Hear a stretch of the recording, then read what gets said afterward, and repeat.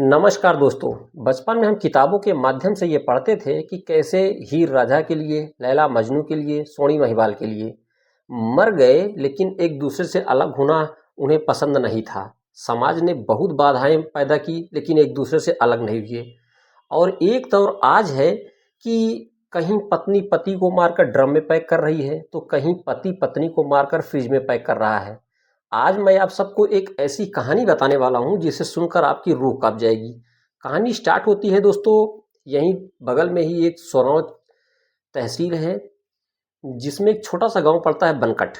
वहां के एक व्यक्ति हैं, किसान हैं, नाम है ज्ञानेंद्र सिंह यादव। उनकी 4 संतानें हैं, 3 लड़की हैं और 1 लड़का है। दूसरे नंबर की लड़की है जिसका नाम साक्षी है। अब इस कहानी को यहीं छोड़ते हैं, दूसरी तरफ चलते हैं दोस्तों। दूसरी तरफ ज्ञानेंद्र सिंह यादव के जीजा जी हैं श्यामलाल यादव, जो कि सेना में कार्यरत हैं। दोस्तों, ईश्वर की दी हुई तकरीबन 3 संतानें उन्हें हुई, लेकिन वर्तमान में एक भी जिंदा नहीं है। तो इसी कारण उनकी पत्नी हरदम बीमार रहती हैं। तो श्यामलाल यादव जी ने अपने साले साहब ज्ञानेंद्र से कहा कि आप अपनी एक बच्ची हमें दे दीजिए, हम उसे पढ़ाएंगे लिखाएंगे, जब वो शादी के योग्य हो जाएगी तो उसकी शादी कर देंगे। तो दोनों के बीच में संबंध मधुर थे। तो ज्ञानेंद्र यादव जी तैयार हो गए कि आप ले जा सकते हैं, मेरी दूसरे नंबर की जो बच्ची है साक्षी, उसे ले जाइए, पढ़ाइए लिखाइए, आपका काम भी करेगी, देखभाल भी थोड़ा बहुत कर देगी। तो श्यामलाल यादव जी उस बच्ची को ले जा करके इलाहाबाद में एक विद्यालय है, GGIC इंटर कॉलेज, वहीं पर दोस्तों उसका एडमिशन करवा देते हैं। दोस्तों, वो बच्ची कैंट से रोज विद्यालय जाती थी, वापस आती थी। कैंट के पास ही मिलिट्री छावनी है।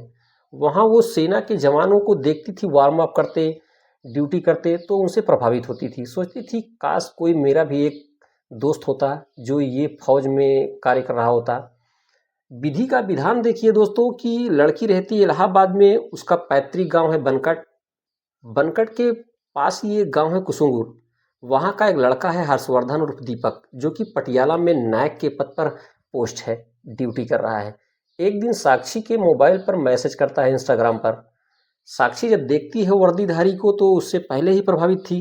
वो उसे एक्सेप्ट कर लेती है, दोनों के बीच में चैटिंग स्टार्ट होती है। और ये दोस्ती कब प्यार में बदल जाती है दोस्तों, इसका कुछ अंदाज़ा दोनों को नहीं लगा। जहाँ एक तरफ लड़का शातिर दिमाग का है, वहीं लड़की जो है वो भोली भाली है। उसने मन ही मन ये सोच लिया था कि अब मैं जीवन में सिर्फ और सिर्फ इसी से शादी करूंगी, इसी के साथ अपना जीवन व्यतीत करूंगी। लड़का शातिर था, वो इससे भी बात कर रहा था और चोरी चोरी कहीं और अपनी सगाई कर लेता है। एक दिन की बात है, कुछ बात पर इन दोनों से अनबन होती है और वो उस लड़की की, जो उसकी होने वाली पत्नी है, उसकी फ़ोटो इंस्टाग्राम पर अपलोड कर देता है। दोस्तों, जब साक्षी देखती है तो उसके पैरों तले से ज़मीन खिसक जाती है। इसके पास कॉल करती है तो 1-2 बार कॉल नहीं उठाता। उसके बाद जब फ़ोन रिसीव करता है तो ठीक से बात नहीं करना चाहता। तो साक्षी बोलती है कि मैं तुमसे मिलना चाहती हूँ। तो कहती है कहाँ मिलेंगे? तो वो कहता है कि चलिए देखते हैं, बताते हैं। तो बाद में वो बताता है कि आइए इलाहाबाद में मिलते हैं। 10 नवंबर की बात है, वो लड़की सुबह अपने घर से निकलती है विद्यालय के लिए। बालसन चौराहे पर वो लड़का हर्षवर्धन उर्फ दीपक उससे मिलता है। अपनी बाइक पर बैठाकर उसको कंपनी बाग ले जाता है। सुबह से लेके शाम तक दोनों के बीच में बात होती है दोस्तों। वो उसको कुछ देर बात करता था, कुछ देर समझाता था कि अब तुम मुझसे रास्ता अलग कर लो, तुम अपना देखो मैं अपना देखूं, मेरी कहीं शादी होने वाली है। लड़की मानने को तैयार नहीं होती। वो कहती है कि मुझसे अब भी शादी करो और मुझे लेके चलो, अपने माँ बाप से मिलवाओ। दोस्तों, यहीं से वो बच्चा, ये जो हर्षवर्धन है, अपने माइंड में ये बैठाता है कि मैं इस लड़की को रास्ते से हटा दूंगा। और शाम का समय था, वो कहता है चलो ठीक है, हम चलते हैं गांव की तरफ। गांव से 1 किलोमीटर पहले दोस्तों एक स्थान पड़ता है लखरावां। वहाँ सुनसान स्थान है। उसे कहता है कि यही मंदिर है, चलो हम दोनों शादी कर लेते हैं।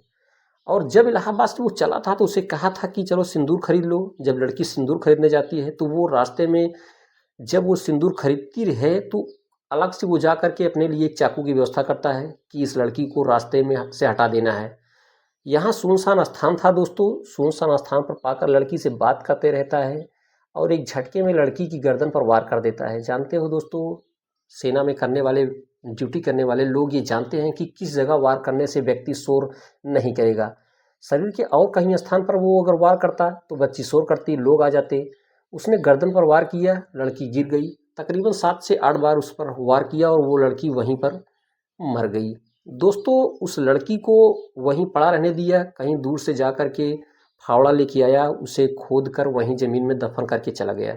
दोस्तों 10 तारीख को वो दफन करता है, 15 तारीख तक उसकी लाश वहीं दफन रहती है और रोज़ वो आता था, चेक करके जाता था कि क्या लाश यहाँ पर दबी हुई है या नहीं। दोस्तों 15 तारीख सुबह की बात है, एक बच्चा बलकरन जो कि रोज़ वहाँ दौड़ने जाता था, वो देखता है कि कुत्ते कुछ नोच रहे हैं। पास जाके देखता है तो एक बच्ची का हाथ दिख रहा होता है, तो वो डर जाता है, गांव में भाग कर जाता है, गांव वालों से बताता है कि ऐसी ऐसी बात है। गांव के लोग आते हैं, इकट्ठा होते हैं, तो पुलिस को सूचना दी जाती है। साथ ही साथ डॉग स्क्वाड आता है।